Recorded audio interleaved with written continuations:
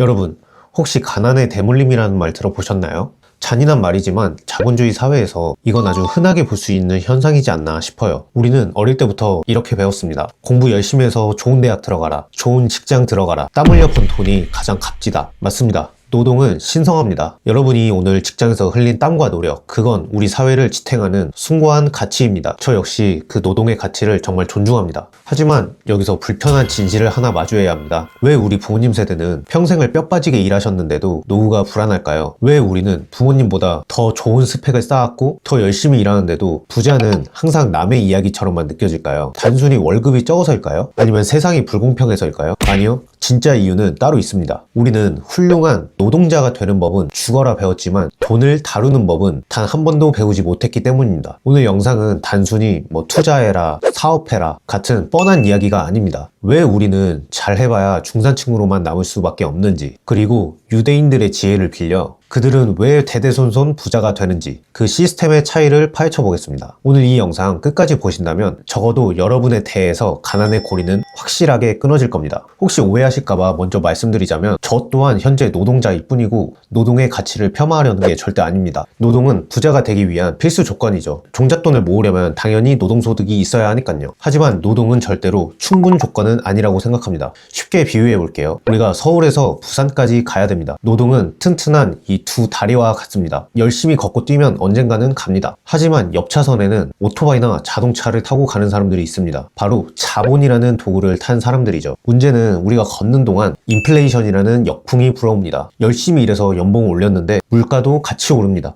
은행 예금이자 3%를 받았는데 짜장면 값은 10%가 오릅니다. 이게 무슨 뜻일까요? 노동소득만으로는 자본주의의 속도를 절대로 따라갈 수 없다는 얘기입니다. 가난이 되물림되는 이유는 우리 부모님들이 부족하셔서가 절대 아니에요. 우리를 뒷바라지하기 위해서 누구보다 열심히 일하시지만 그런 부모님들조차 학교에서든 가정에서든 공부 열심히 해라, 좋은 대학 가서 좋은 직장에 들어가라, 아껴 써라, 빚내지 마라, 이런 교육을 받고 자라셨기 때문에 우리에겐 두 다리로 잘 걷는 법, 즉 훌륭한 노동자가 되는 방법만 가르쳐 주시고 자본을 다루는 법은 미처 가르치지 못하셨기 때문입니다. 대대손손 금융교육의 부재를 겪은 거죠. 하지만 그렇다고 부모님을 원망할 수는 없습니다. 이 상황을 받아들이고 이해해야 돼요. 그리고 이 안타까운 가난의 고리를 끊기 위해서 우리는 노동을 통해 번 귀한 돈을 반드시 우리를 위해서 대신 일해줄 자산으로 바꿔야 합니다. 그게 자본주의의 기본 룰이니까요. 그렇다면 이 자본주의의 룰을 가장 완벽하게 이해하고 실천하는 사람들은 누구일까요? 바로 유대인입니다. 팩트부터 체크해볼까요?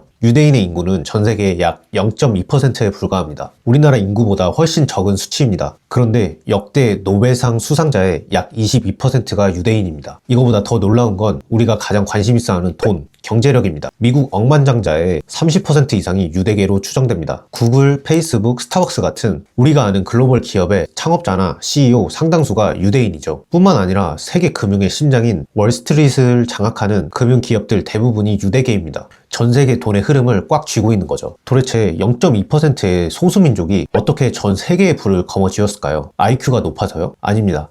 평균 IQ는 한국인이 더 높다는 통계도 있습니다. 비밀은 바로 이들의 성인식 문화에 숨어 있습니다. 유대인들은 아이가 만 13세가 되면 성인식을 치릅니다. 친척과 지인들이 모두 모여서 축하해주는 거의 결혼식급의 대형 행사입니다. 이때 하객들은 아이에게 축의금을 줘요. 이렇게 모인 돈이 적게는 수천만 원에서 부유한 가정의 경우 1, 2억이 넘기도 합니다. 이제 막 13살이 된 아이에게 거액의 시드머니가 바로 이날 완성되는 겁니다. 자, 여기서부터 운명이 갈립니다. 한국의 13살은 용돈 받아서 떡볶이 사 먹을 나이지만 유대인의 13살은 수천만 원, 수억 원의 시드머니를 쥔 자본가로 다시 태어납니다. 부모는 이 돈을 절대 뺏지 않습니다. 대신 아이와 함께 이 돈을 어디에 투자할지 의논합니다. 주식이란 무엇인가, 채권이란 무엇인가, 세계 경제는 어떻게 돌아가는가. 이때부터 아이는 복리의 마법을 몸소 체득합니다. 계산 한번 간단하게 해볼까요? 중산층 기준으로 13세에 받은 5천만 원을 S&P 500 지수 같은 곳에 묻어두고 연평균 7%의 수익률로 굴린다고 아주 보수적으로 시뮬레이션 해보겠습니다. 이 아이가 대학을 졸업하고 사회에 나가는 30살이 되면 이 돈은 얼마가 될까요? 아무것도 안 해도 약 1억 6천만 원이 됩니다. 60세에 은퇴할 때는요, 약 12억 원이 넘습니다. 노동소득은 1원도 더하지 않았는데 말이죠.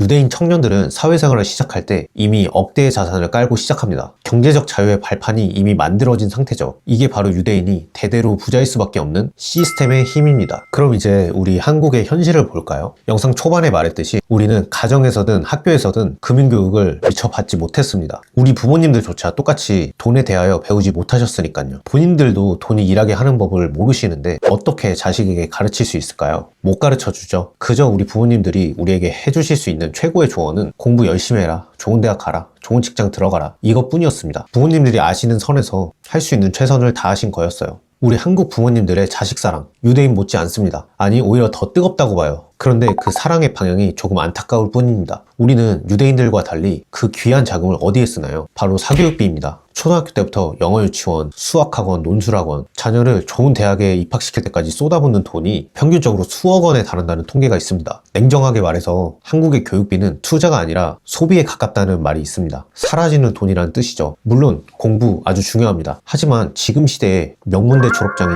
부를 보장하진 않는다고 생각합니다. 대기업에 취업해도 결국은 고소득 노동자일 뿐입니다. 내 시간이 멈추면 소득이 멈추는 건 똑같고 돈을 지키고 불리는 법은 배운 적이 없습니다. 더 무서운 건 가난의 악순환입니다. 부모들은 자식 뒷바라지 하느라 노후 준비를 못합니다. 소위 에듀푸어라고 하죠. 자녀는 30살이 될 때까지 금융교육은커녕 학자금 대출 갚느라 마이너스로 시작합니다. 그리고 나중에 취업한 자녀가 노후가 없는 부모를 부양해야 합니다. 그 자녀가 또 결혼해서 아이를 낳으면 똑같이 또 사교육비에 올인합니다. 오늘 영상의 주제인 가난이 대물림되는 거죠. 이 구조 안에서는 누구도 부자가 될 수 없습니다. 아무리 열심히 일하고 아무리 좋은 대학을 나와도 자본이 쌓이는 시스템을 모르기 때문입니다. 우리는 정말 똑똑하고 성실한 민족인데 금융에 대한 무지가 우리를 가난의 굴레에 가둬두고 있는 겁니다. 오늘 내용들 듣기 불편하시죠? 하지만 사실을 냉정하게 보고 깨달을 필요가 있다고 생각합니다. 단 절망할 필요는 없겠죠. 우리가 이 사실을 깨달은 지금 이 순간이 바로 가난의 고리를 끊는 첫 번째 타이밍이니까요.